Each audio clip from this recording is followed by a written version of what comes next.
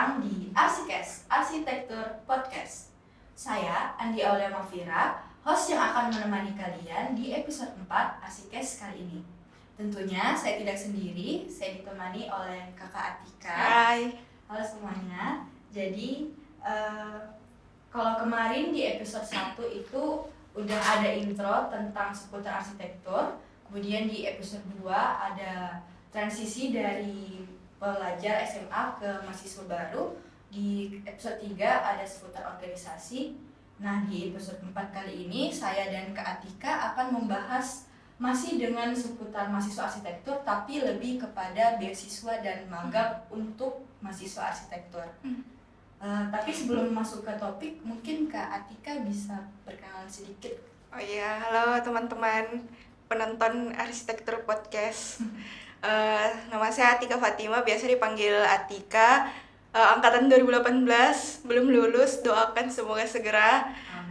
Saat ini kesibukannya selain TA, magang di salah satu studio interior design and build di Makassar.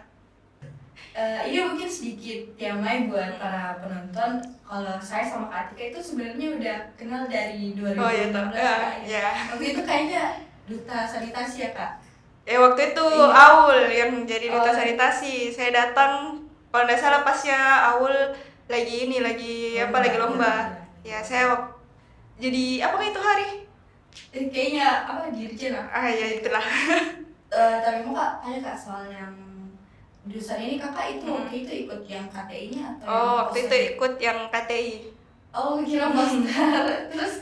terus awal mulanya kenapa bisa masuk arsitek Kak? Kan biasanya kalau dari yang setahu ya SMP SMA itu kan biasanya ikut lomba karya tulis. Oh ya, jadi kan waktu itu Dusan itu kan yang ada kan Kementerian PU kan waktu itu. Terus itu kan SMP, lama sekali dari 2014.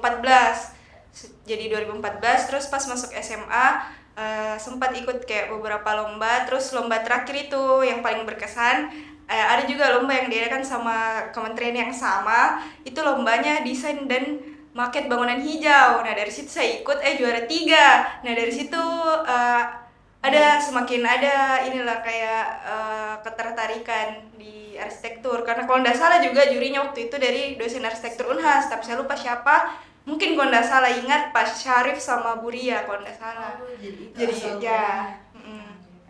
Terus tapi tetap di itu ya ilmu-ilmu KT-nya dipakai bisa buat beasiswa. Ya bisa, alhamdulillah. Ngomong-ngomong Kak, Kak Atika sekarang lagi ada apply beasiswa Kak atau apa? Kalau sekarang karena sudah susun tugas akhir toh, jadi sudah selesai. Kemarin itu terakhir tahun 2021 selesai beasiswanya. Itu dari Bank Indonesia. Ya. Kalau sebelum itu sudah pernah apply berapa kali Kak? Kalau selama kuliah? Ya selama kuliah. Selama kuliah kalau apply kurang tahu juga berapa, intinya kayak banyak. Sudah banyak juga saya apply, tapi yang alhamdulillahnya diterima itu ada 2. Yang pertama itu dari XL, itu beasiswanya yang Excel Future Leaders kalau teman-teman tahu. Terus yang kedua itu tadi yang dari beasiswa unggulan Bank Indonesia. Jadi 2 yang keterima ya Kak? 2. Terus kan beasiswa itu biasanya ada yang kayak cuma tunjangan Kak, ada juga yang buat yang approve skill, ada juga yang keduanya. Nah dari 2 yang Kak Atika apply itu masuk yang kemana Kak? Alhamdulillah dari dua-duanya itu menurut saya kayaknya itu keduanya itu bisa mengcover semua, karena kebetulan yang Excel Future Leaders walaupun dia bukan dalam bentuk dalam bentuk tunjangan finansial, tapi itu kan selama itu beasiswanya diberikan selama 2 tahun. Yang dikasihkan ke para awardee-nya itu tidak berupa itu tadi uang, tapi berupa 2 tahun intensive leadership training. Selain itu juga kita dapat tunjangan pulsa 2 tahun lumayan. Pakai Excel ya? Iya, sama dapat gadget sih waktu itu, dapat tab. Terus itu informasinya Kakak tahu dari mana? Kalau yang Excel Future Leaders, kalau tidak salah waktu itu saya lihat di Instagram. ada salah satu senior saya waktu SMA, itu dia kebetulan alumninya, terus dia nge-share infonya, terus coba-coba saya daftar. Bahkan pasnya saya daftar itu kan pertama berkas dulu, pasnya daftar itu berkas, terus saya lupa ternyata sudah daftar ini beasiswa. Dan H-1 sebelum tes yang berikutnya metode tes, kan ada beberapa tahap, itu ada 4. Nah, tes yang kedua itu kayak tes tertulis bahasa Inggris sama ada namanya GMAT. Nah, itu H-1-nya baru saya lihat email, ternyata lulus. Jadi sedikit waktunya untuk belajar, tapi alhamdulillahnya bisa dapat lah. Iya. Terus kalau kan tadi itu yang Excel Kak, kalau yang Genbi itu tahu dari mana? Kalau yang Bank Indonesia itu kan kayak hits sekali kayaknya deh, kalau beasiswanya Bank Indonesia dibuat anak-anak Unhas. Nah, terlebih lagi yang kan ada 2 dari Bank Indonesia, itu ada beasiswa unggulan sama beasiswa reguler. Nah, kelebihannya itu anak Unhas dia bisa daftar beasiswa unggulan, yang dimana istilahnya, kalau BI ini kan dia kasihkan ke kita tunjangan finansial toh, saya lupa berapa nominalnya, intinya dikasih itu. Terus habis itu apa lagi, saya lihat karena banyak teman-teman dari Unhas, itu juga salah satunya karena kan sebelum saya daftar dulu Excel Future Leaders. Nah, salah satu awardee-nya Excel Future Leaders daftar juga beasiswa Bank Indonesia. Jadi dari situ informasinya. Jadi saya daftar tapi yang beasiswa unggulannya. Tapi kan itu biasanya kalau beasiswa BI kan setahu itu Kak, kebanyakan yang awardee itu dari mahasiswa-mahasiswa yang ekonomi, yang dari sospol, kayak gitu. Terus kalau Kak Atika, memang peluang untuk dari mahasiswa arsitektur untuk dapat itu banyak Kak? Jujur saya juga tidak tahu bagaimana peluang, maksudnya apakah besar peluangnya atau tidak. Yang saya tahu itu sama rata ini mahasiswa Unhas diberikan kesempatan buat daftar beasiswa Bank Indonesia. Nanti tergantung lagi bagaimana kayak tes-tes yang dilalui tes-tes yang dilalui apakah memenuhi persyaratan atau tidak. Tapi memang jujur kalau yang dari teknik juga lumayan banyak. Tapi kalau arsitektur waktunya angkatanku cuman sendiri yang diterima. Ya. Begitu pula dengan yang Excel Future Leaders tadi. Kalau untuk beasiswa itu Kak, kan kebanyakan itu nulis bahasa Inggris. Menurut Kakak kalau untuk TOEFL itu penting sekali Kak? Oh ya, jadi sebenarnya tergantung persyaratan beasiswanya. Jadi kalau yang Excel level itu, kalau tidak salah kalau Excel level itu walaupun dia tidak ada syaratnya yang kayak bikin esai dalam bahasa Inggris tapi di serangkaian tesnya itu full bahasa Inggris karena kan mungkin standarnya dari PT Excel Aksiatanya atau bagaimana.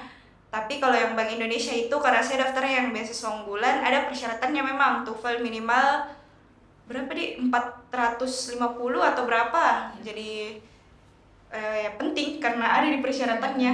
Dan juga waktu itu kita disuruh bikin kayak academic plan atau career plan pakai bahasa Inggris. Terus Kak, kalau menurut Kakak itu di mahasiswa arsitektur penting nggak beasiswa? Tergantung dari kalian, tergantung dari orangnya sih, penting atau tidak. Kalau dari saya pertama karena penting karena kayak banyak hal-hal di luar sana yang tidak dipelajari pasnya kuliah. Walaupun istilahnya selain dari segi beasiswanya, dari segi tunjangan finansialnya, itu pertama koneksinya. Jadi semakin luas semakin luas koneksinya itu semakin banyak kesempatan-kesempatan yang datang ke kita, entah itu kesempatan studi atau magang atau dapat lagi beasiswa yang lain. Itu penting. Terus yang kedua penting juga karena tidak, waktu dulu saya pikirnya saya tidak mau terlalu jadi beban orang tua, jadi anggap misalkan kalau di Arsi banyak sekali pengeluaran Iya, toh banyak sekali kan. dirasa aja. Makan dan Iya. lain-lain. Jadi dari situ juga ada kayak motivasinya lah buat dapat side income selain dari mungkin kayak side hustle tuh kayak misal freelance kah atau apa. Itu coba daftar beasiswa. Terus ini mungkin sedikit tapi itu uang tunjangan finansialnya memang kakak pakai khusus itu buat kuliah atau ada kayak lain-lain? Kalau dari saya sih 100% kayaknya buat kuliah deh. Ya, sisanya itu mungkin ditabung. Entah untuk apa nanti. Intinya karena memang kan niatnya dari awal untuk ini kan, misal kayak beli misal kayak upgrade laptop atau apa. Itu Jadi dari uang beasiswa alhamdulillah. Nah kak, buat para pemirsanya ini Arsites, kira-kira apa tips and triknya supaya bisa apply beasiswa? Tips and triknya daftar saya dulu. Karena kebanyakan yang kulihat polanya nggak tahu mungkin kalau dari teman-teman di sini, tapi kalau yang saya lihat dari sekelilingku itu biasanya kalau ada daftar persyaratannya beasiswa, baru saja lihat kayak persyaratannya mundur duluan nih, karena kan biasanya banyak berkas-berkas yang dibutuhkan dan itu memang butuh effort lah untuk dapat. Iya. Jadi intinya daftar saya dulu, bahkan pasnya yang pengalamanku kemarin yang Bank Indonesia itu kan ada syarat TOEFL. Nah itu TOEFL karena saya terlambat dapat informasinya nih beasiswa BI, telat juga ikut TOEFL, jadi telat juga hasilnya. Tapi tetap saja daftar, terus nanti dikomunikasikan dengan penyelenggaranya apakah masih bisa atau bagaimana. Intinya kan kita sudah usaha, itu yang pertama. Yang kedua, pastikan kandidat seperti apa yang dicari ini sama pemberi beasiswanya, apakah sesuai. Nah biasanya itu kalau penyelenggara beasiswa mereka carinya anak-anak yang kayak tidak juga kayak intinya visioner dia tahu dirinya seperti apa, dia mau jadi apa, dan dia akan bagaimana setelah misal dapat nanti beasiswa ini. Karena kan istilahnya kayak kalau misalkan kita sudah jadi awardee-nya toh bisa kita jadi representasinya itu si pemberi beasiswanya. Jadi contoh misalkan yang Excel level kemarin kayak bagaimana kita sebagai awardee ini Excel level bisa kayak mempresentasikan ini nilai-nilai dari company-nya dan lain sebagainya. Terus itu tadi yang pertama daftar saya dulu, yang kedua tahu kandidat seperti apa yang dicari sama ini pemberi beasiswanya, sama yang ketiga pastikan semua persyaratannya itu ada, maksudnya kita penuhi. Jadi anggap misal kayak semua requirementnya kita punya. Jadi contoh misal kayak yang beasiswa Bank Indonesia toh kan itu ada 2, reguler sama unggulan. Nah yang unggulan ini susahnya dia karena dia harus pakai TOEFL, baru kan TOEFL kita harus bayar toh. Nah terus kalau yang reguler ini karena dia nggak pakai TOEFL tapi ada syaratnya itu intinya dihususkan untuk mahasiswa yang mungkin kurang mampu, jadi harus ada kayak surat keterangannya. Nah kalau dari saya sih kalau bisa teman-teman jangan kayak palsukan apa dokumennya dan lain-lain. Kalau misalkan tidak memenuhi persyaratannya ya cari lagi yang lain yang memenuhi kayak begitu, supaya lebih memudahkan saja dan kita kasih juga kesempatan ke orang lain yang sekiranya memang buat dia ini ya bukan buat kita gitu. Berarti kalau dari tadi Kak itu penting nggak tahu awardee sebelumnya itu kayak gimana orangnya?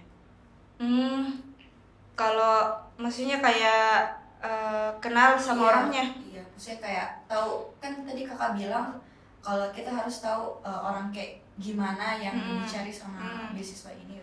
Berarti Kakak tahu awardee itu kayak gimana yang sebelumnya? Iya, itu penting juga. Jadi misal kayak kalau misal kita research tuh tentang beasiswa yang mau kita daftar, bisa lewat jalur tanya ke mungkin seniornya atau ke orang-orang yang sebelumnya jadi awardee. Itu untuk jadi sebenarnya buat jadi benchmarknya, jadi kita harus seperti apa. Nah tapi yang paling penting itu kita kayak pelajari kini apa instansi yang mau berikan kita ini beasiswanya, itu yang penting. Instansinya. Iya. Terus tadi kan sudah bicara beasiswa Kak. Terus kalau sekarang Kak Atika itu lagi sibuk apa Kak selain tugas akhir? Sekarang Makanya. lagi ini sih lagi magang di studio interior design and build di Makassar, Di mana itu Kak? di 314 namanya. 314. Iya. Ya Kak Uci ya Kak. Iya betul. Terus itu kan itu seputar interior saja yang dikerjakan Kak di 314 atau ada proyek lain? Untuk saat ini sebelum-sebelumnya tuh memang kebanyakan furniture sama interior, tapi ada untuk saat ini sudah beberapa medium build kayak project arsitektur dan ada satu yang terbangun. Ya, tapi masih on progress sih. Kalau ditanya kenapa Kak Atika mau magang sekarang? Aduh, ini sebenarnya pertanyaannya ini agak berat Ki, dan juga posisiku di sini belum lulus. Iya. Jadi pertama kenapa mau magang, karena magang sebelum lulus Ya, karena ini saya kasih tahu misalnya teman-teman, karena privilege-nya sebagai mahasiswa itu banyak sekali. Kalau misal teman-teman kayak magang terus kayak masih mahasiswa itu banyak sekali hal-hal yang kayak bisa dieksplor dan tidak perlu kita takut untuk salah karena kayak ndak ada beban Nah, tapi jangan juga karena itu lama-lama lulus nggak boleh dicontoh. Nah itu yang pertama magang, karena yang kedua juga waktu pasnya semester akhir kan ada KP KP. Nah pasnya itu KP saya merasa kalau masih tidak ada sekali ini yang ku tahu. Kayak percuma di stupa anggap misal dapat AKI, SKB dapat A, tapi pasnya kayak di lapangannya kayak ditanya Ki saja yang paling sederhana nggak ditahu. Jadi itu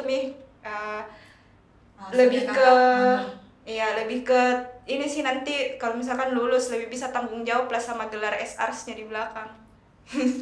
Wow, sangat klise, tapi begitulah keadaannya. Ini yang magangnya kakak ini tahu dari mana, diajak teman kakak atau lihat post di IG atau gimana? Kalau yang ini karena waktu itu kan lagi cari-cari tempat magang juga, sudah daftar kayak ke beberapa tempat, termasuk juga tempat-tempat yang di luar Makassar, studio-studio yang di luar Makassar. Di luar Jawa itu Kak? Iya. Terus habis itu sambil walaupun ini studionya tidak lagi hiring, saya tetap tanya, bilang ada kayak posisi magang yang bisa diisi. Jadi waktu itu kebetulan dapat info dari temanku juga yang di situ kerja, bilang coba kasih masuk dulu portofolionya. Terus sudah kasih masuk portofolio, alhamdulillahnya diterima. Ya. Kalau untuk yang magang kali ini berapa lama kesepakatannya Kak? Sebenarnya sih awalnya 3 bulan pertama, tapi bisa kayak tergantung dari perusahaannya lagi apakah mau diperpanjang. Jadi iya. Sekarang udah lewat 3 bulan? Lewat ada mungkin 7 bulan. Iya. Oh, berarti dari Arsire belum ya? Pulangnya itu dari Arsire kan, ada dari 314 itu. Waktu itu ngekor Kak. Oh iya betul. Oh iya. Waktu itu ngekor Kak, kan datang Kak waktu itu yang di Dipa. Terus kulihat ngekor Kak di belakangnya, sambil saya dengar cerita-ceritanya nih anak-anak di 314. Kayak keren juga ini studio. Kemarin sempat bicara Kak Uci. Terus itu Mi dari situ Mi ngekor-ngekor saya tanya Mi temanku, baru dari situ Mi ditanya bilang oh iya ditunggu portofolionya ya Tika, jadi saya kirim Mi. Oh, praktis. Kenapa kan banyak ini kalau posisinya sekarang magang sambil kuliah. Kenapa enggak diselesaikan dulu kuliahnya baru magang atau Maunya sih begitu, maunya sih seperti itu, tapi jalannya seperti ini. Ada juga sih sebenarnya ada juga sebenarnya kayak nilai plus yang saya dapat. Kayak alhamdulillahnya saya dikasih kesempatan magang sebelum lulus, karena at least setelah lulus nanti tidak istilahnya kayak ada yang nilai tahu. Karena kalau dari saya jujur nggak tahu nih kalau teman-teman kalau materi-materi selama kuliah itu, karena walaupun kayak berapa SKS setiap semester itu kayaknya belum cukup untuk kayak bisa bisa paham. Dan kan selama ini kayak gambar-gambar terus sih kita nggak tahu bagaimana kalau terbangun ini sesuatunya kayak begitu. Terus jadi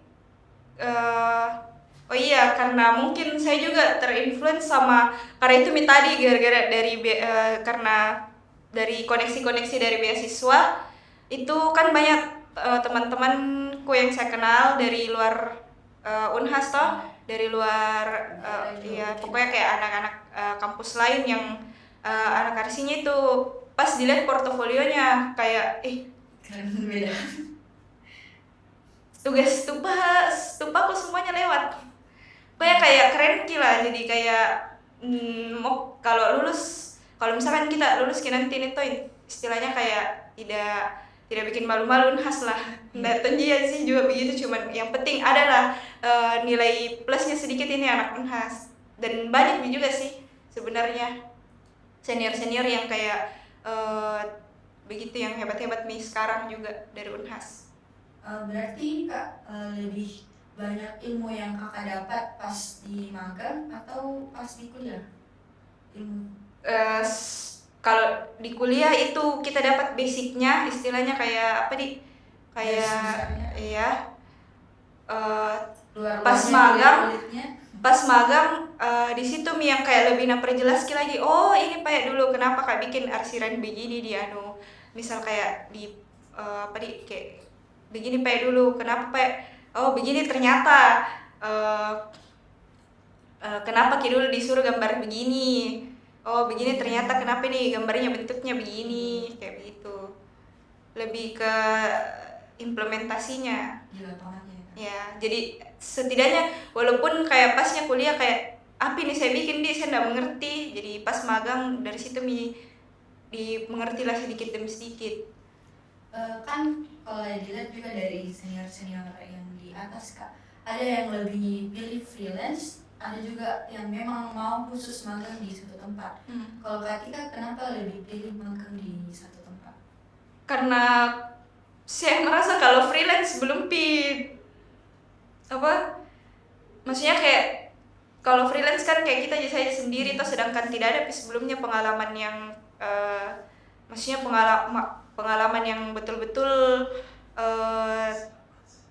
kayak satu project itu saya sendiri pegang. Jadi kalau freelance kayaknya belum sampai ke situ skillnya, jadi butuh. Kalau magang kan kita ada yang arahkan, ada yang bimbing dan lain sebagainya.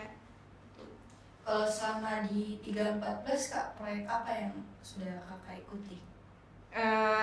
Lumayan banyak sih kalau sampai saat ini, lumayan banyak. Kalau yang paling berkesan mungkin buat Kakak yang paling ini nih yang kayak buat saya lebih tahu. Mungkin ada satu desain office di NIPA tapi di buildingnya itu pertama kali ku dikasih tugas yang mendesain. Kan sama ini sebelumnya itu kayak bikin gambar kerja, pokoknya yang sudah ada itu atau kayak diperbaiki yang desainnya. Tapi kalau yang project yang ini pertama kalinya kayak in charge Kak, dari awal, dari desain sampainya meeting sama kliennya, sampainya terbangun ya, walaupun mungkin hasilnya kayak belum terlalu puas Kak dengan hasilnya, cuman oh begini ternyata. Berarti sudah berhadapan sama klien nih Kak. Alhamdulillah iya sih. Berarti itu juga nilai plusnya. Oh iya itu juga.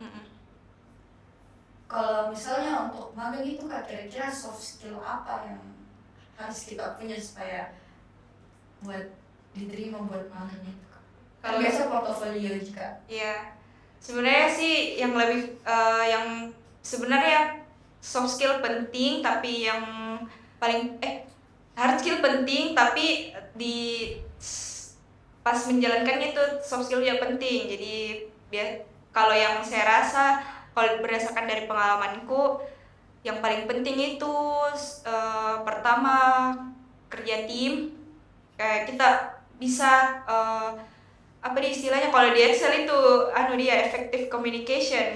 Jadi komunikasi entah itu ke sesama tim atau ke klien. Jadi sebenarnya kan kayak desain itu tidak ada bagus, maksudnya tidak ada yang jelek, tapi desain yang bagus itu yang bisa tersampaikan maksudnya ke kliennya. Jadi dari situ kayak skill komunikasi penting. Bahkan ada juga kan kayak tahapannya, kalau di 314 itu ada tahapan mood board.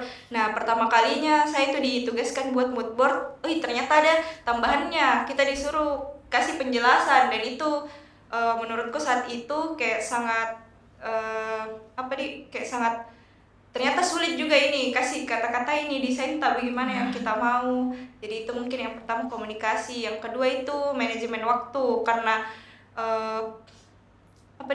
karena kayak banyaknya proyek yang ada toh, jadi harus kita atur baik-baik mana yang diprioritaskan dulu, apa yang mau dikerja hari ini, apa yang harus selesai dan lain sebagainya. Terus yang ketiga yang ketiga mungkin inisiatif.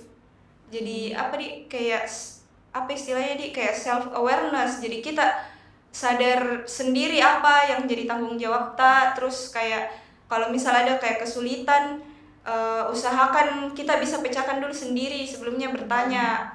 Jadi dari situ bisa diasah kayak istilahnya, sekalian juga dari situ terasa juga hard skill tak. Jadi anggap misal kayak pakai SketchUp atau apa dan lain sebagainya. Yang awalnya kayak saya masih basic terus lama kelamaan karena sudah terbiasa dan lain sebagainya, sudah tahu lah bagaimana. Berarti selama magang itu hard skillnya awalnya Katika itu SketchUp-nya itu sudah jago kah atau masih basic sih sebenarnya. Ya nggak tahu ya sih kalau selayaknya bikin tugas di kuliah sih. Maksudnya kayak kita kan, kalau saya pribadi dulu waktu aku kerja tugas, intinya kayak nggak kupikir gimana nih kalau mau dibangun. Tapi setelahnya ini magang, kayak sebenarnya tidak harus juga pikir bagaimana caranya nih dipasang, bagaimana caranya pakai apa nanti ini material apa, ada jika di Makassar dan lain sebagainya, di mana dibeli dan lain-lain gitu. Kalau suka dukanya selama magang itu apa Kak? Kalau sukanya alhamdulillah, karena dapatnya juga tempat magang yang lingkungannya fun. Mungkin jadi kayak istilahnya pertama lingkungannya fun, terus kedua juga kerjaannya yang kayak sesuai dengan yang diminati, yang kita minati. Jadi enjoy lah kerjanya. Terus itu sih kalau suka. Kalau duka mungkin revisi dari klien yang datang terus menerus, mungkin kayak beberapa kayak revisi dari dosen itu tidak ada apa-apanya kalau dibandingkan revisi dari klien. Kayak gitulah. Tapi selama kakak bikin proyek itu lebih banyak saran yang lebih banyak saran yang kakak diterima atau kakak harus ngikutin mau klien? Sebenarnya itu part yang paling tricky, dan itu juga yang saya pelajari selama magang. eh, sebenarnya kalau kita apa di istilahnya kayak harus juga stand still sama prinsip ta dengan desain ta. Jadi misal kayak kliennya apa di kayak saya mau dapurku warna ungu, atau kayak saya mau misal kayak marmer semua ini Biar kelihatan lebih mewah. iya biar kelihatan lebih mewah dan lain sebagainya. Terus di desain itu kita sudah desain sedemikian rupa. Nah itu juga pentingnya harus kita tahu juga apa alasannya kita desain ini, apa alasannya kita bikinin desainnya supaya bisa kita sampaikan ke orangnya. Jadi tapi jangan juga kayak egois. Harus kita juga pikirkan karena kan istilahnya kayak klien yang punya iya dia yang kayak pakai jasa ta dan dia juga nanti yang bakal gunakan ini kayak misal rumah atau store-nya dan lain sebagainya. Jadi kita kasih kita kasih kayak saran bagaimana bagusnya. Contohnya pernah ada kayak klien dia ada kayak store-nya butik, terus di desainnya pokoknya dia minta ada raknya, intinya ada kayak raknya dimasukkan ke desainnya. Terus yang kita lihat mending kayak tidak terlalu bagus ini raknya kalau mau dikasih masuk di displaynya. Jadi kita sarankan bisa mungkin diganti Kak ini raknya dan lain sebagainya. Tapi ini kliennya dia kayak kekeh, jadi dia mau pakai itu raknya karena mungkin sudah dia temani dari nol berjuang sampai buat store. Jadi dari situ kita bagaimana bagusnya supaya tetap di-connect sama desainnya. Mungkin di ini sedikit Kak dikasih sentuhan, mungkin dicat kayak besi-besinya dan lain sebagainya. Jadi akhirnya iya dia bagusnya dan lain. Jadi bisa kasih kayak kita bisa penuhi kemauannya klien, tapi kita juga sebagai desainer atau arsiteknya bisa juga penuhi kayak kemauan gitu. Kalau dari Katika kan sekarang magang sambil kuliah, tapi untuk saran dari Katika untuk para pemirsa, apakah perlu sebagai mahasiswa itu magang saat kuliah? Kalau saya kalau ada kesempatannya dicoba saja. Jadi coba saja deh Kak. Iya. Terus ada hubungannya enggak ini magangnya Kakak sama tugas akhirnya? Tidak ada. Bagusnya lebih baiknya mungkin ke depannya kalau misalkan teman-teman mau magang yang ada korelasinya sama tugas akhirnya supaya bisa juga didukung gitu. Mungkin ini saja pembahasan Kakak, tapi sebelum kita tutup, mungkin ada pesan-pesannya Kakak untuk para pemirsa, untuk yang lagi apply beasiswa atau pemirsa yang lagi bingung mau magang atau tidak. Kesan-pesannya mungkin selagi masih jadi mahasiswa, manfaatkan sumber-sumber informasi dan kayak kesempatan-kesempatan yang hanya ditujukan untuk mahasiswa, karena ketika mungkin nanti kalau kita sudah lulus mungkin tidak ada itu lagi kesempatannya. Jadi jangan kayak ragu atau apa, intinya coba saya dulu semua. Terus Kak, kalau misalnya ada teman-teman yang mungkin mau tanya soal beasiswa tadi yang Kakak sudah dapat, terus magang itu kira-kira bisa tanya ke Atika lewat apa Kak? Lewat semua, terserah, mungkin lewat IG Kak, bisa dibagi. Bisa dipromot. Bisa lewat Instagram mungkin di @tikaf. Tikaf. Ya. Atau mungkin dari teman-teman dari Hayama mungkin yang ditanya, terus siapa tahu teman-teman mau kayak butuh informasi lebih lanjutnya dan kebetulan itu informasi yang saya tahu, bisa juga kontak. Mungkin itu saja dari episode 4 Arsites kali ini. Saya Andi Aulia Mufira dan Kak Atika sebagai narasumber pamit undur diri. Bye-bye. Dadah.